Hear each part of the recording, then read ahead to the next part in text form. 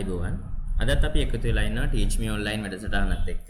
අද අපි කතා කරන්න බලාපොරොත්තු වෙන්නේ 9 වසර ගණිතයේ දෙවැනි පාඩම ගැන. මේ පළවෙනි පාඩම අපි සාකච්ඡා කරලා තියෙනවා. ඒ නිසා දැන් ඔබ දැනටමත් මේ පාඩම සමග සම්බන්ධ වෙලා ඇති. එහිදී අපි විස්තර කරනවා අපේ මෙහි ආරම්භය. ඉතින් අදත් අපි එහි දිගුවක් විදියට දෙවැනි පාඩම සාකච්ඡා කරන්න තමයි මෙහි සූදානමක් විදියට අපි අරන් තියෙන්නේ. ගණිතයේ දෙවෙනි පාඩම ගැන කතා කරද්දී මෙහිදී තියෙන දියුමය සංඛ්‍යා ගැන. එතකොට ඔයගොල්ලන්ගේ ගණිතයේ අධ්‍යාපන රටාවේ ප්‍රථම වතාවට තමයි අද ඉගෙන ගන්නේ යම් සංඛ්‍යා පාදයට අනුව වෙනස් වෙනවා කියන එක. 9 ශ්‍රේණිය තමයි අපි ඉගෙන ගන්නේ. මොකද අපි මෙච්චර කලක් ඉගෙනපු ඉලක්කම් සියල්ල 10 පාදයට කියලා ඔයගොල්ලන් අද ඉගෙන ගන්නවා. අපි බලමු උදාහරණයක් විදියට මෙහෙම. 5425 කියලා ඉලක්කමක් තිබ්බොත් අපි නොදන්නවා වුණාට මේක 10 පාදයේ සංඛ්‍යාවක්.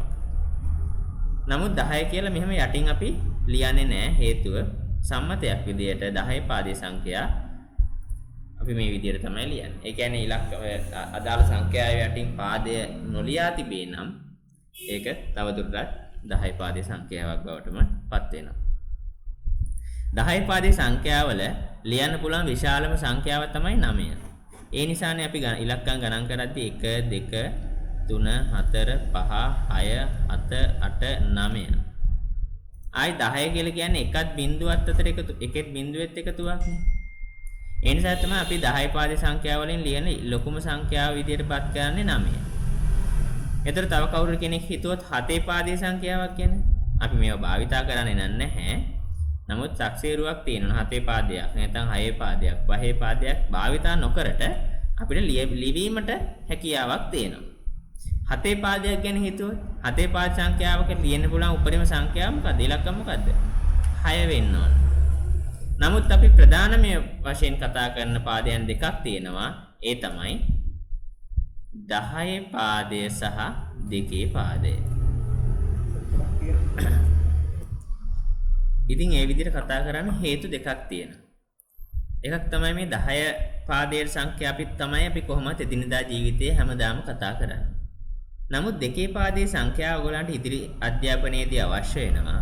තාර්කික ద్వාර එහෙම නැත්නම් ලොජික් ගේට්ස් වල තියෙන 2 පාදයේ සංඛ්‍යාව ගැන. ඒ නිසා අපිට ඉදිරියට මේ සම්බන්ධව කතා කරන්න අවශ්‍ය වෙනවා. ඒ නිසා තමයි අපි දැන් ඉඳලම 2 පාදයේ සහ 10 පාදයේ සංඛ්‍යා ගැන ඉගෙනගෙන ඉස්සරහට යන්නේ. 10 පාදයේ සංඛ්‍යා ගැන අලුතෙන් ඉගෙන ගන්න දෙයක් නෑ. අපි හැමදාම ඉතින් ලියන ඉලක්කම් සියල්ල 10 පාදයේ සංඛ්‍යා තමයි.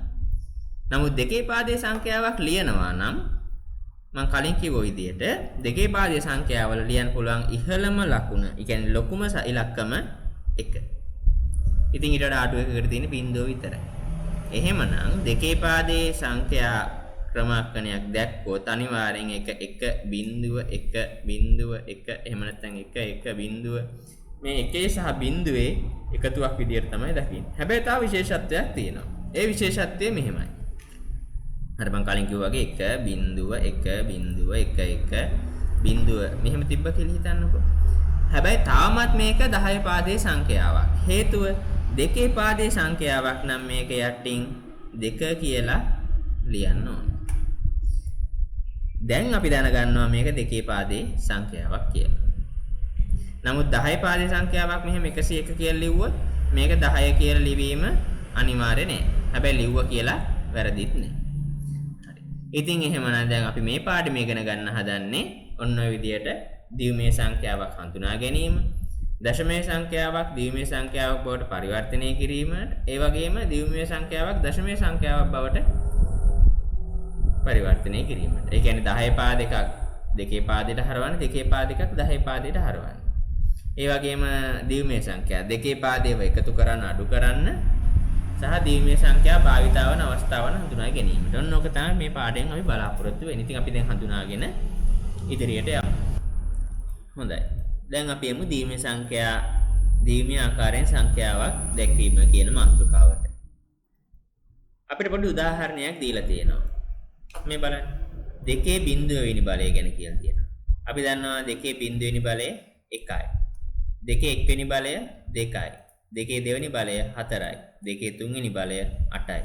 2 4 වෙනි බලය ඔන්න ඔය විදිහට ප්‍රමාණ 16යි. දෙකේ පස්වෙනි බලය 32යි. ඒ විදිහට අපිට 64 128 256 සහ 512 ලියන්න පුළුවන්. තව දුරටත් තියෙනවා නම් දෙකේ 10 වෙනි බලය 1024යි. ඉතින් ඔන්න ඔය විදිහට දෙකේ පාදයේ සංඛ්‍යා ප්‍රමාණිකූලව ලියලා තියෙනවා. ඉතින් දැන් මේකෙන් අපි අරමුණ වෙන්නේ එහෙනම් දෙකේ බල මගින් 10 සංඛ්‍යාවක් දෙකේ පාදයෙන් ලියන්න පුළුවන් කියන එක තමයි අපි මේකෙන් හිතා ගන්න හදන්නේ. ඉතින් උදාහරණයකුත් දීලා තියෙනවා. 13 ලියන්න පුළුවන් විදියක් ගැන ලියලා තියෙනවා. අපි 13 මෙහෙම ලියමුද බලන්න. 13 සමානයි මෙන්න මේ කිව්ව දෙකේ පාදේ බලවල එකතුවක් විදියට ලියමු. අපි දන්නවා දෙකේ පාදේ බලවල පළවෙනි එක තමයි 1. දෙවෙනි එක 2. තුන්වෙනි එක 4. ඊට පස්සේ 8 16. ඔන්න ඔය විදියට 13 ලියාගමු. 13 ලියන්න පුළුවන් නේද? 1ට 4ක් එකතු කරනවා. ඊට පස්සේ 8ක් එකතු කරනවා. මොකද 4යි 1යි 5යි 5යි 8යි 13යි. ඉතින් මෙන්න මේ විදිහට අපිට මේ 13 ලියන්න පුළුවන්. එතකොට මේ 13 සමාන වෙනව නේද? 1 කියලා කියන්නේ දෙකේ බිඳුවෙනි බලයට. 4 කියලා කියන්නේ දෙකේ දෙවෙනි බලයට. 8 කියලා කියන්නේ දෙකේ තුන්වෙනි බලයට. එහෙනම් 13 ලියන්න පුළුවන් දෙකේ බලවල එකතුවක් විදියට. නමුත් අපි තාම දෙකේ පාදේ සංඛ්‍යාවක් බවට පත් කරේ නැහැ 13. අපි දැන් ඉස්සරහට කරමු. නමුත් දැන් අපි තේරුම් ගත්තා 13 ලියන්න පුළුවන් දෙකේ පාදේ දෙකේ බලවල එකතුවක් විදියට. ඉතින් 13 මේ විදියට ලිව්වා වගේම දෙකේ තුන්වෙනි බලය ධන දෙකේ දෙවෙනි බලය ධන දෙකේ බිඳුවෙනි බලය. මෙහි එක වැරද්දක් තියෙනවා. තාම දෙකේ එක්වෙනි බලය මෙතන නැහැ. එහෙනම් අනිවාර්යෙන් දෙකේ එක්වෙනි බලය මෙතන බිඳුවක් වෙන්නේ නැති.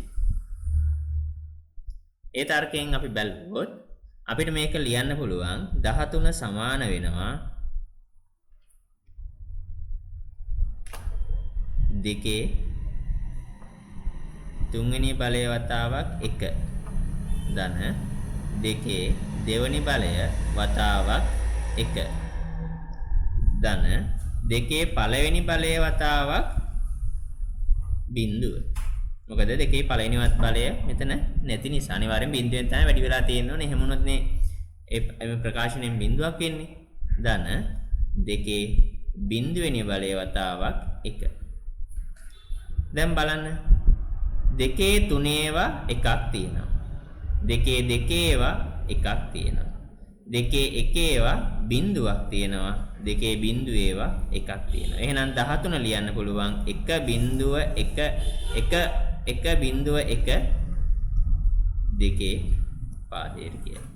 එහෙනම් 13 දෙකේ පාදයෙන් ලිව්වොත් 1 1 බිඳුව 1 විදියට ලියන්න පුළුවන්. අපි තව උදාහරණයක් අරන් බලමු. අපි තව උදාහරණයක් බලමු. උදාහරණයක් විදියට බලමු 20 කියන උදාහරණය. අපි නිදසුනක් විදියටත් ඒක දීලා තියෙනවා. අපි තවත් ඒක තේරුම් ගන්න උත්සාහ කරමු. අපි අර කලින් කතා කරපු විදියට 20ත් ලියන්න පුළුවන් නේද? දෙකේ බලවල එකතුවක් විදියට. දෙකේ බල ටික ලියාගෙන ගියොත් අපි දන්නවා 1 2 4 8 16 එහෙමනේ. එහෙමනම් අපිට 20 ලියන්න පුළුවන් දෙකේ බලයක් වන දෙකේ හතරවෙනි බලය වන 16 සහ දෙකේ දෙවෙනි බලය වන 4 එකතුවක් විදියට. ඉතින් කලින් විදියට අපි ලියන්න. එතකොට 16 කියලා කියන්නේ දෙකේ හතරවෙනි බලය. එකතු කිරීම 4 කියලා කිව්වේ දෙකේ දෙවෙනි බලයට. ඉතින් එහෙනම් දෙකේ හතරවෙනි බලයේ ඉඳලා දෙකේ බිඳුවෙනි බලය දක්වාම ලියන්න ඕනේ. එහෙනම් යම් කිසි පද මෙතන එහෙම නැත්නම් දෙකේ තුන්වෙනි බලයේ මේකේ බිඳුවක් වෙලා තියෙනවා. දෙකේ එක්වෙනි බලයේ බිඳුවක් වෙලා තියෙනවා. ඒ වගේ දෙකේ බිඳුවෙනි බලයේත් බිඳුවක් වෙලා තියෙනවා. එහෙනම් අපි මේක ප්‍රසාරණයක් විදියට මේ විදියට ලියමු. ඒ කියන්නේ දෙකේ හතර ඒවා එකක් තියෙනවා. ඒ වගේම දෙකේ තුන්වෙනි බල තියෙන්නේ බිඳුවයි. බිඳුව ගුණ කිරීම දෙකේ තුන්වෙනි බලය. ධන. ඒ වගේම මෙතන දෙකේ දෙකෙහි බල එකක් තියෙනවා. එක ගුණ කිරීම දෙකේ දෙවෙනි බලය. ධන දෙකේ එක්වෙනි බල කීයක්වත් නැහැ. එහෙනම් බිඳුවයි. බිඳුව ගුණ කිරීම දෙකේ 1. ධන දෙකේ බිඳුවේ බල බිඳුවයි තියෙන්නේ. බිඳුව ගුණ කිරීම 2 බිඳුව. එතකොට මේ විදියට ක්‍රමාරෝපණය කරගත්තොත් ප්‍රසාරණය කරගත්තොත් අපිට බලන්න පුළුවන් 2 4 වෙනි බල එකක් තියෙනවා. 2 3 වෙනි බල බිඳුවක් තියෙනවා. ඒ කියන්නේ එකක්වත් නැහැ කියන එක. 2 2 බල එකක් තියෙනවා. 2 1 බල කීයක්වත් නැහැ. 2 බිඳුවේ බල කීයක්වත් නැහැ. ඉතින් මේක ලියන්න පුළුවන් 1 බිඳුව 1 බිඳුවයි බිඳුවයි 2 බලය කියලා. එහෙනම් 10 පාදයෙන් 20 සමාන වෙනවා 2 පාදයෙන් 1 බිඳුව 1ට. මෙන්න මේ පසුපස තියෙන බිඳු දෙක ලිව්වත් නොලිව්වත් ප්‍රශ්නයක් වෙන්නේ නැහැ. ඉතින් මේ විදිහට අපි ලියන්න පුළුවන් 1 බිඳුව 1 බිඳු 2 වතාවක් 2 පාදයට කියලා. ඉතින් මේ විදිහට දැන් අපි තේරුම් ගත්තා සංඛ්‍යාවක් 2 බලවල එකතුවක් විදිහට 2 පාදයට හරවන්න පුළුවන් කියලා. ඉතින් උදාහරණයක් විදිහට 13 ගත්තා 20 ගත්තා. දැන් ප්‍රශ්නයක් වෙනවා ඕනම සංඛ්‍යාවක් ඒ විදිහට ලියද්දී අපි යම් ගැටලු ඇති වෙනවා. දැන් උදාහරණයකට 22 වගේ ලියද්දී 2 පාදේ සංඛ්‍යාවල එකතුවක් විදිහට ලියද්දී ගැටලුවක් ඇති වෙන්න පුළුවන්. 13. එහෙම නැත්නම් 25. ඒ වගේ සංඛ්‍යා ලියද්දී 2 පාදයන් ලියද්දී අපිට ගැටලුවක් ඇති වෙන්න පුළුවන්. ඒ නිසා පහසු ක්‍රමයක් තියෙන්න ඕන. ඔය සෑම සංඛ්‍යාවක්ම 2 පාදයෙන් එකපාරෙන් හිතා ගන්න පුළුවන් ක්‍රමයක්. ඉතින් අපි දැන් ඊට පස්සේ අධ්‍යයනය කරන්න හදන්නේ කොහොමද එහෙම 2 පාදයේ සංඛ්‍යාවකට පහසුවෙන්ම හරවගන්නේ කියලා. උදාහරණයකුත් අපිට දීලා තියෙනවා වැඩ පොතේ. අපි උදාහරණෙම කතා කරමු. ඒ උදාහරණේ තියෙනවා 22 කොහොමද? ඒ කියන්නේ 10 පාදයේ සංඛ්‍යාවකින් 22 කොහොමද 2 පාදයකට හරවන්නේ කියලා. හරි. අපි බලමු 22 මෙහෙම ලියමු. ඊට පස්සේ 22 බෙදාගෙන යනවා 2. 22 දෙකෙන් බෙදුවම 11ක් ආවා. ඉතිරි වුණාද කීයක් හරි? මොකද 22 දෙකෙන් බෙදුවම 11යි ඉතිරි වෙන්නේ නැහැ. ඉතිරි ප්‍රමාණය බිඳුවයි. 11 නැවත අපි දෙකෙන් බෙදමු. 11 දෙකෙන් බෙදුවම අපි දන්නවා දෙවරක් 5 10යි. ඒ නිසා 11 දෙකෙන් බෙදුවම 5යි. 10යි කියන තව එකක් ඉතුරුයි. ඉතිරි එකක්. 5ත් නැවත අපි දෙකෙන් බෙදමු. 5 ඉතිරි නැතුව දෙකෙන් බෙදන්න බෑ. ඒ නිසා 5 දෙකෙන් බෙදුවම 2යි. නැවත ඉතිරි එකක්. නැවත 2 දෙකෙන් බෙදමු. 2 දෙකෙන් බෙදුවම අපි දන්නවා 2 දෙකෙන් බෙදුවම 1යි. ඉතිරි නැහැ කීයක්. දැන් අපේ ආරමුණ 2 පාදේ සංඛ්‍යාවක් විදියට මේක ලියන එක. දැන් ඕගලන්ට පේනවා ඇති යම්කිසි සංඛ්‍යාවන් කිහිපයක් මෙන්න මේ ආකාරයට තියෙන. අයිට ඉතිරි වෙච්ච සංඛ්‍යා ටිකක් තියෙනවා. ඒ ඉතිරි වෙච්ච සංඛ්‍යා ටික මම වෙනම ලියා ගන්නවා. මේ බලන්න. 1 බිඳුව 1 නැවත 1 බිඳුව. මෙන්න මේ ටික තමයි මම ලිව්වේ. මෙන්න මේ ටික. මේ බලන්න 1 බිඳුව 1 1 බිඳුව. ඒක මොන පාදයට? 2 පාදයට. හොඳයි අපි පටන් ගමු 2 1 අභ්‍යාසය. ඒකෙන් අපිට පුළුවන් තව දුරටත් කොහොමද 10 පාද සංඛ්‍යාවක් 2 පාදයට හරවන්නේ කියලා. අපි මේ විදිහට මේ පාඩම් සාකච්ඡා කිරීමෙන් බලාපොරොත්තු වෙන්නේ ඒකමයි. අභ්‍යාස ඔබ තනියම කිරීමේදී අපිට ගැටලු පැන නැගෙනවා. එම ගැටලු වලට විසඳුමක් ඔබ ළඟටම ගෙනල් දීම අන්තර්ජාලය තුලින් ඔබ ළඟටම ගෙනල් දීම තමයි මෙහි බලාපොරොත්තු විදිහට අපි බලාපොරොත්තු. ඉතින් 2 1 අභ්‍යාසයේ පළවෙනි ගාන විදිහට තියෙනවා 4 ලියන්නලු 2 පාදේ සංඛ්‍යාවක් විදිහට. අපි 4 ලියමු බලන්න. අපි දන්නවා දැන් ක්‍රමය මොකක්ද කියලා. 2කින් බෙදාගෙන යනවා. 4 2කින් බෙදුවම 2යි ඉතිරි නැහැ බිඳුවයි. නැවත 2 2කින් බෙදුවම 1යි ඉතිරි නැහැ. ඉතින් අපි මෙතනින් පටන් අරන් මේ අතට සංඛ්‍යා ටික ලියනවා. 1 බිඳුව බිඳුව 2 පාදයට. හැබැයි අනිවාර්යෙන් මතක තියාගන්න 2 පාදේ සංඛ්‍යාවක් නම් මෙතන යටින් 2 කියලා ලිවීම අනිවාර්යයි. එසේ නොමැතුනොත් මේ මුළු ගණනම වැරදි. අපි ඊළඟ ගාන බලමු. 9 ලියන්නලු 2 පාදේ සංඛ්‍යාවක් විදිහට. ඉතින් අපි දැන් දන්න ක්‍රමයේ 2කින් බෙදාගෙන යනවා. 9 2කින් බෙදුවට පස්සේ 9 2කින් බෙදන්න බෑ අපි දන්නවා 8 නම් 2කින් බෙදන්න පුළුවන් 4යි ඉතිරි වුණා 1ක්. 4 දෙකෙන් බෙදුවම 2යි ඉතිරි නැහැ කීයක්වත්. 2 දෙකෙන් බෙදුවම නැවත 1යි ඉතිරි නැහැ කීයක්වත්. ඉතින් අපිට මේක ලියන්න පුළුවන් මෙතනින් මේ එකෙන් පටන් අරන් 0.1 විදියට 1.1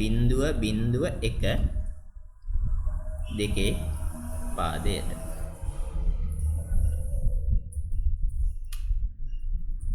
දැන් අපි තරමක් ලොකු සංඛ්‍යාවක් බලමු. මෙතන බලමු 43.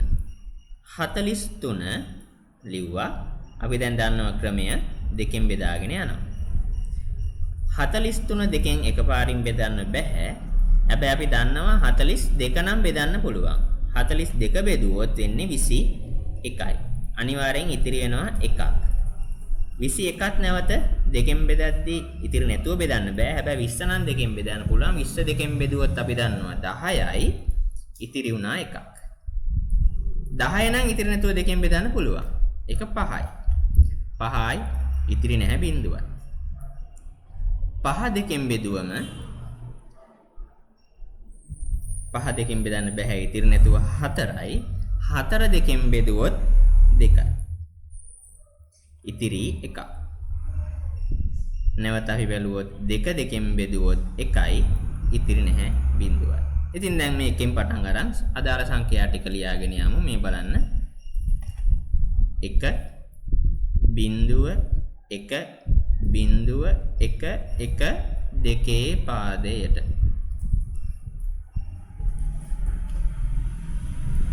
ඉතින් ওই විදිහට මේ මුළු අභ්‍යාසෙම ඔබට තනිව කරන්න පුළුවන්. 168 97 57 2 ඔන්න වගේ ඕනම සංඛ්‍යාවක් දෙකේ පාදයට ලියන්න. ඒක ඔබ තනියම කරන්න කියලා මම ඉල්ලීමක් කරනවා. දැන් අපිට ඊළඟට තියෙනවා කතා කරන්න දීමේ සංඛ්‍යා දශම සංඛ්‍යා ලෙස දැක්කේ. දැන් මෙච්චරලා කරේ 10 පාදයේ එකක්. එහෙම නැත්නම් දශමයේ සංඛ්‍යාවක් දීමේ සංඛ්‍යාව. එහෙම නැත්නම් දෙකේ පාදයට හරවපේක. දැන් දෙකේ පාදයෙන් තියෙන සංඛ්‍යාවක් කොහොමද 10 පාදයට හරවන්නේ කියලා අපි බලමු.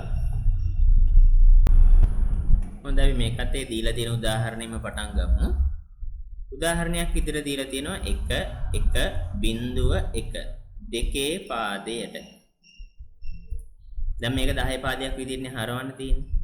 අපි චුට්ටක් මේකේ සිද්ධාන්තයක් තියෙන එක අපි ඉගෙන ගෙනියමු. මේ අවසාන ඉලක්කම කියලා කියන්නේ 2 වෙනි බලය. මේ කියන්නේ 2 වෙනි බලය. මේ තියෙන්නේ 2 දෙවෙනි බලය. මේ තියෙන්නේ 2 තුන්වෙනි බලය. එහෙමනම් මේ 2 බිඳුවේවා එකක් මෙතන තියෙනවා. 2 ඒවා බිඳුවක් මෙතන තියෙනවා. 2 ඒවා එකක් මෙතන තියෙනවා. 2 ඒවා එකක් මෙතන. ඒක තමයි මේ අපිට මේ කියලා තියෙන්නේ. ඒක ඔබට මතක ඇති 10 පාද සංඛ්‍යාවක් දෙකේ පාදයෙන් හරවද්දිත් අපි ওই સિદ્ધාන්තය උපයෝගී කරගත්තා.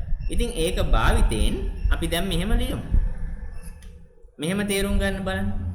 එහෙනම් මේ සංඛ්‍යාව ලියලා තියෙන්නේ 2 3 බල එකක් තියෙනවා. එකතු කිරීම 2 බල කීයක් තියෙනවද? එකක් තියෙනවා. එකතු කිරීම 2 බල කීයක් තියෙනවද? බිඳුවක් තියෙනවා. එකතු කිරීම 2 බිඳුවේ බල එකක් තියෙනවා. දැන් ඉතින් මේ ටික අපි ලියාගෙන යමු. 2 3 කියලා කියන්නේ 8යි.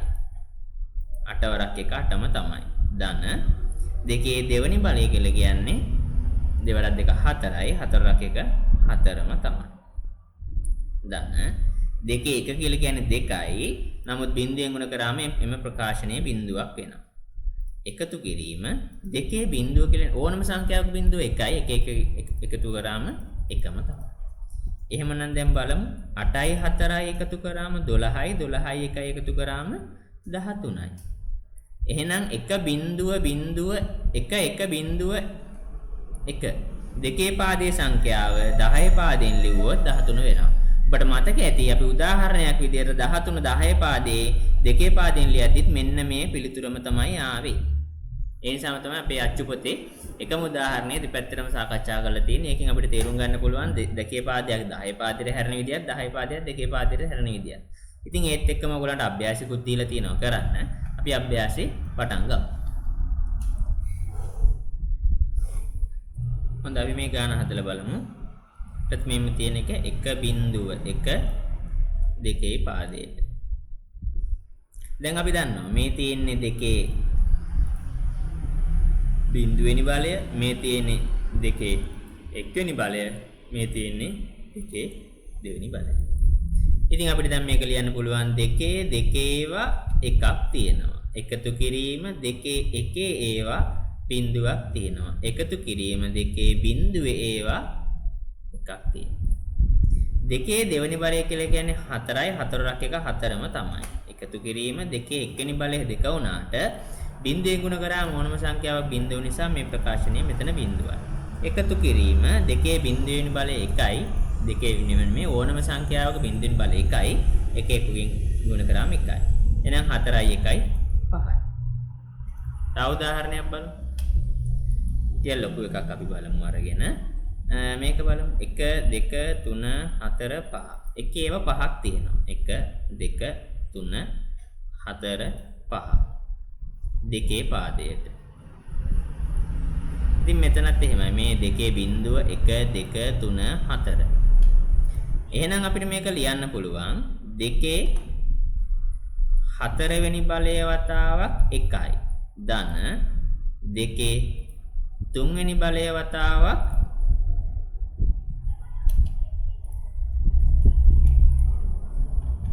1යි. ධන දෙකේ දෙවනි බලය වතාවක් 1යි. ඒතර පද තුනක් අරන් ඉවරයි. ඊට පස්සේ දෙකේ පළවෙනි බලය වතාවක් 1යි. ධන දෙකේ බිඳුව වෙනි බලය වතාවක් 1යි. ඉතින් මේක සමාන වෙනවා. අපි දන්නවා දෙකේ 4 වෙනි බලය කියන්නේ 16ට. ධන දෙකේ 3 වෙනි බලය කියලා කියන්නේ 8ට. දෙකේ දෙවෙනි බලය කියලා කියන්නේ 4ට. දෙකේ එක්වෙනි බලය කියලා කියන්නේ 2ට. ඒ වගේම දන්නවා දෙකේ බිඳුවෙනි බලය කියන්නේ මොකක්ද කියලා අපි දන්නවා ඕනම සංඛ්‍යා බිඳුවේ බලය 1ට. දැන් ඉතින් මේ ටික එකතු කරමු. 16ට 8ක් එකතු කරාම 24යි 24ට 8ක් 4ක් එකතු කරාම 28යි 2යි 30යි 1යි 31යි. ඒ කියන්නේ මේ 31 තමයි මේ දෙකේ පාදයෙන් විදිහට ලියලා තියෙන්නේ. එහෙම නැත්නම් දෙකේ පාදයේ මේ සංඛ්‍යාව තමයි 31ට සමාන වෙන්නේ. ඉතින් මේ උදාහරණ සියල්ලම ටික ඔයගලන්ට ඒ විදිහට කරගෙන යන්න පුළුවන්. දැන් අපිට කියනවා දීමේ සංඛ්‍යා එකතු කිරීමක් ගැන. දැන් අපි ක්‍රමානුකූලව ආවා දීමේ සංඛ්‍යා සහ 10 පාදයේ සංඛ්‍යා කියලා දෙකක් තියෙනවා කියලා දැනගත්තා. 10 පාදයේ සංඛ්‍යා දීමේ සංඛ්‍යා වලට හරවන දැනගත්තා. දීමේ සංඛ්‍යා 10 පාදයට හරවන දැනගත්තා ඉගෙන ගත්තා. දැන් කියනවා දැන් එහෙම හරවගත්තු දීමේ සංඛ්‍යා දෙකේ පාදයේ සංඛ්‍යා එකතු කරන්නේ කොහොමද? අඩු කරන්නේ කොහොමද? දැන් අපි ඉදිරියට බලාපොරොත්තු වෙන්නේ යන්නේ දේවල් ටික සාකච්ඡා කරන්න. බලමු මේ උදාහරණ. ඊළඟ දින උදාහරණ අපි සාකච්ඡා කරමු 1.1 දෙකේ පාදයට එකතු කරලා තියෙනවා 1ට දෙක පාදයට. අපි දැන් එකතු කරමු බලන්න. දැන් කවුරු හරි කෙනෙක් එකපාරට 1 1 එකතු කිරීම 2 කියලා දැම්මොත් ඒක නිවැරදි වෙයිද? ඒක නිවැරදි වෙන්න හේතුවක් නැහැ. මතක ඇති මම මේ පාඩම මුලදී ඉඳලම කිව්වා දෙකේ පාදයේ සංඛ්‍යාවක ලියන්න පුළුවන් උපරිම සංඛ්‍යාව 1යි කියලා. එහෙනම් දෙකේ පාදයේ සංඛ්‍යාවක ලියන්න බෑ. අර උදාහරණයක් විදිහට 10 පාදයේ සංඛ්‍යාවල උපරිම සංඛ්‍යාව 9නේ. ඒකේ 9න් ඉහළට අපිට සංඛ්‍යා නැත්තේ. ඒ වගේ දෙකේ පාදයේ ගැන කතා කරද්දී දෙකේ පාදයේ සංඛ්‍යාවක ලියන්න පුළුවන් උපරිම සංඛ්‍යාව 1 නම් තවදුරටත් මේ 2 ලියන්න බෑ. එහෙමනම් 1 1 එකතු කරාට පස්සේ අපි කීයද ලියන්නේ? අපි මේක ලියන්නේ එහෙමයි. ඉතින් 1 1 එකතු කරාට පස්සේ 2 නොලියා එකට වඩා අඩු ඉලක්කම එහෙම නැත්නම් දෙකට වඩා අඩු ඉලක්කමක්ද ලියන්නේ කියන එක අපි තේරුම් ගන්න නම් අපිට නිදසුනත් එක්කම දීලා තියෙන උදාහරණය සාකච්ඡා කරමු. මේ බලන්න මෙතන මේ නිදසුනේ දෙකේ බිඳුවෙනි බලය. දෙකේ බිඳුවෙනි බලය. මේ බෝල දෙකේ උදාහරණයක් විදිහට පුංචි කාලේ ඝනකරාමු කියලා පාඩමක් තිබ්බේ. ඝනකරාමු වල විදිහට දැම්මොත් මේ දෙකම එකතු කරලා මෙතෙන්ට දැම්මම මේක පුරවන්න බෑ. මොකද එකකට දාන්න පුළුවන් එකයිනේ. ඒ නිසා අපිට සිද්ධ වෙනවා මේ බෝල දෙකම එකක් බවට පරිවර්තනය කරලා එහා පැත්තකට යවන්න. දැන් උදාහරණයක් විදිහට කිව්වොත් 1 1 එකතු කරාට පස්සේ අපිට දාන්න වෙන්නේ 2 නෙමෙයි බිඳුව. ඉතුරුනා අනෙකක් ඒක මෙතෙන්ට එනවා. ඒකයි මේ බිඳුව එකතු කරාම 1 කියලා ලියනවා. ඉතින් නැවතත් මෙතන තියෙන එකක් 1යි බිඳුව එකතු කරාම 1 කියලා ලියනවා.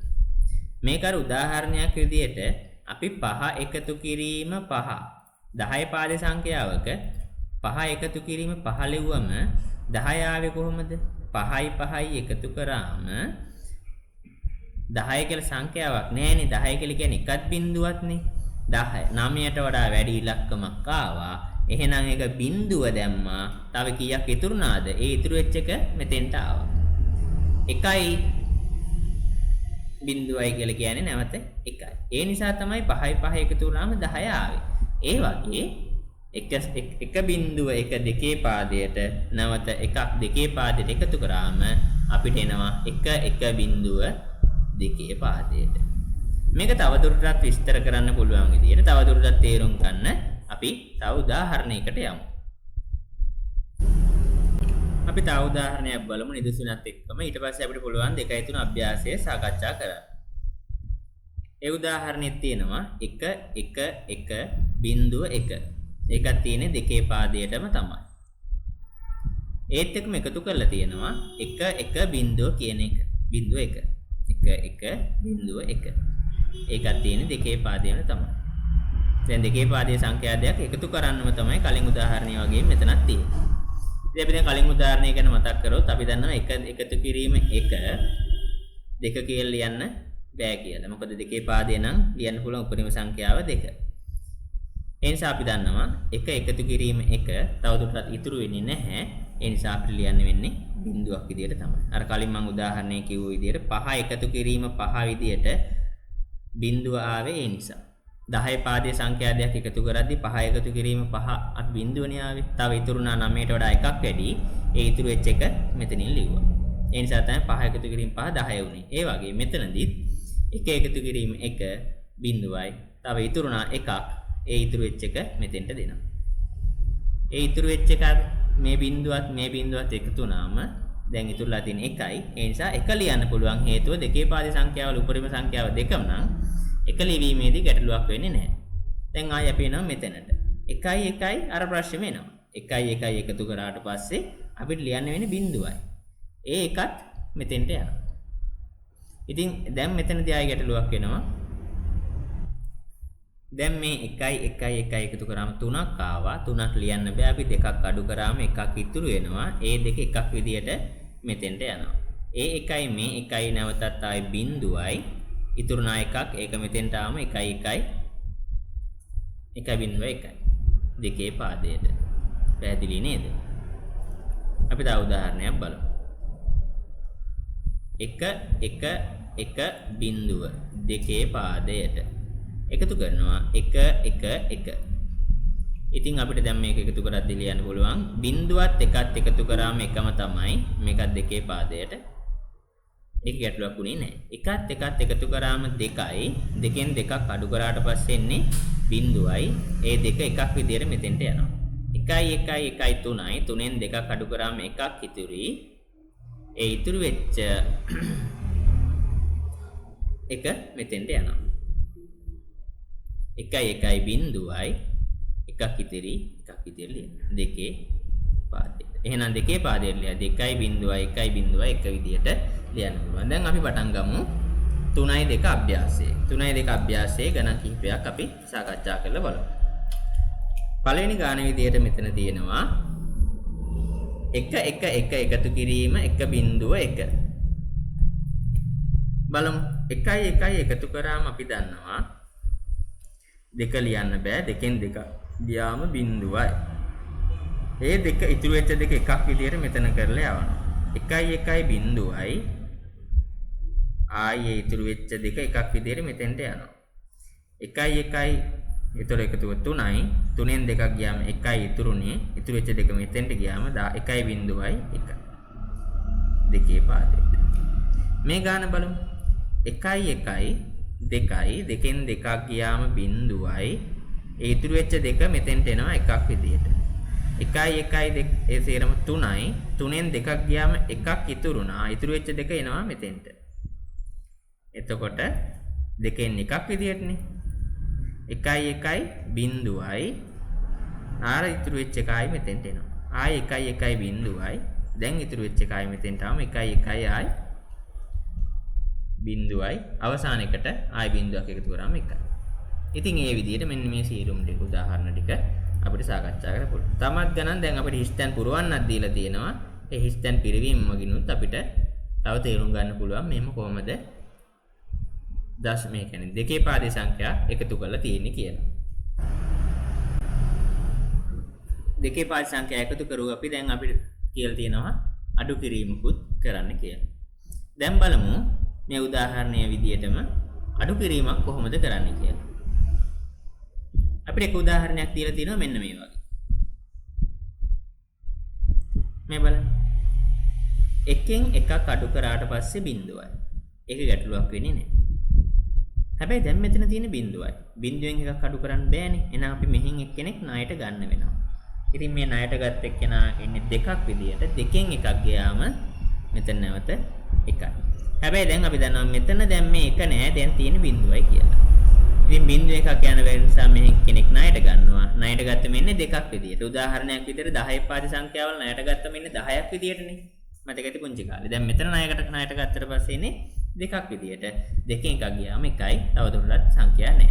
එහෙනම් 1.1 දෙකේ පාදයට අඩු කරාම 1 දෙකේ පාදයට පිළිතුරු විදියට එන්නේ 1 දෙකේ පාදයට කියලා. ඒක නිවැරදිද කියලාත් ආයි බලන්න පුළුවන් ක්‍රමවේදයක් අපිට පෙළපොතේ කියලා තියෙනවා. යම්කිසි සංඛ්‍යාවකින් සංඛ්‍යාවක් අඩු කරාට පස්සේ එන පිළිතුරට ඒ අඩු කරපු සංඛ්‍යාව එකතු කරාම නැවත පරණ පිළිතුර එන්න එපා. ඉතින් ඒ විදිහට ආයි එකතු කරලත් බලලා. එකතු කරාම කලින් පිළිතුරම ඇවිල්ලා. ඉතින් ඒ වගේ ඔයගලන්ටත් උදාහරණ කිහිපයක් තියෙනවා. ඒ හැම එකම ඔයගලන් බලන්න ඒ විදිහට එනවද නැද්ද කියලා. හරි. හොඳයි. දැන් මම සූදානම් වෙලා ඉන්නේ මෙච්චරලා ඔයගලන්ට තිබ්බ ප්‍රශ්නයකට උත්තරයක් දෙන්න. දැන් අපි මෙච්චරලා කතා කරා 10 පාද සංඛ්‍යාව කියලා සහ දෙකේ පාද සංඛ්‍යාව කියලා වර්ග දෙකක් තියෙනවා. දෙකේ පාද සංඛ්‍යාවකට හරවන විදිය ඉගෙන ගත්තා. දෙකේ පාද සංඛ්‍යාවක් 10 පාදයට හරවන විදිය ඉගෙන ගත්තා. ඒ වගේම දෙකේ පාද සංඛ්‍යා එකතු කරන්න ඉගෙන ගත්තා. දෙකේ පාද සංඛ්‍යා අඩු කරන්න ඉගෙන ගත්තා. ඇයි මෙහෙම ඉගෙන ගත්තේ කියන ප්‍රශ්නයක් තියෙනවා. ඒකට පිළිතුරක් අපේ පෙළපොතේම දීලා තියෙනවා. ඒගොල්ලන් කියනවා මෙහෙම. දියුමේ සංඛ්‍යා භාවිතය කරන්නේ ඇයි කියලා. මම අර පටන් ගද්දි කිව්වා වගේම ලොජිකල් ගේට්ස් කියලා කතාවක් මම කලින් කිව්ව මතකද? අන්න ඒක තාම ඔයගොල්ලන්ට අධ්‍යයනයට නම් වෙන්නේ නැහැ. නමුත් අදහසක් විදියට තියාගන්න පුතේ ඉස්සරහට විද්‍යුත් පරිපථයක් ගැන කතා කරද්දී අපිට ලොජිකල් ගේට් අවශ්‍ය වෙනවා. එතකොට අපි ඒකට කියනවා ලොජිකල් ගේට්ස්. ඒ කියන්නේ එහෙම නැත්නම් තාර්කික ద్వාරය. තාර්කික ద్వාරයකින් අපි තීරණය කරගන්නවා යම්කිසි දොරක් තියෙනම් මෙම දොරෙන් එළියට යනවාද නැද්ද කියන එක මත. එතකොට යනවා නම් 1 කියලා දානවා, නොයනවා නම් 0 කියලා දානවා.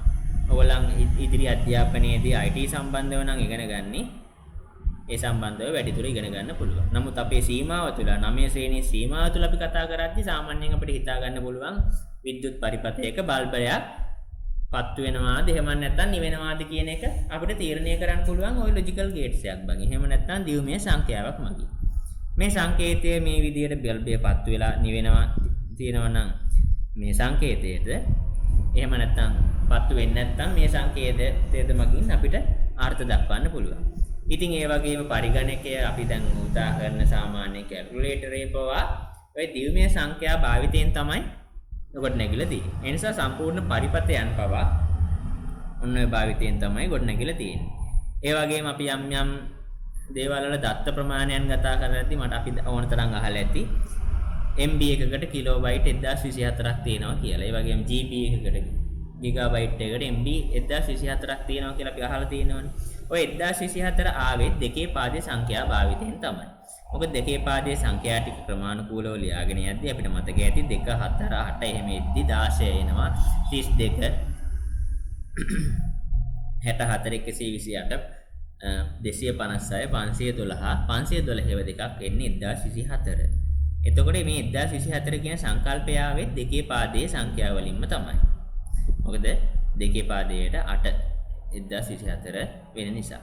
ඉතින් යන්න ওই විදියට ප්‍රමාණිකූලව යද්දී අපි කතා කරගෙන යද්දී දෙකේ පාදයේ සංඛ්‍යා ඉතාමත්ම වැදගත් වෙනවා. නමුත් අපේ සීමාව තුළ අපි දැනට දැනගෙන ඉඳමු කැල්කියුලේටරයක් පරිගණකයක පවා දෙකේ පාදයේ සංඛ්‍යාවල සිද්ධාන්තයන් ඉදිරියට තියෙනවා. ඔකට අපි කියනවා බූලියන් ගණිතය කියලා.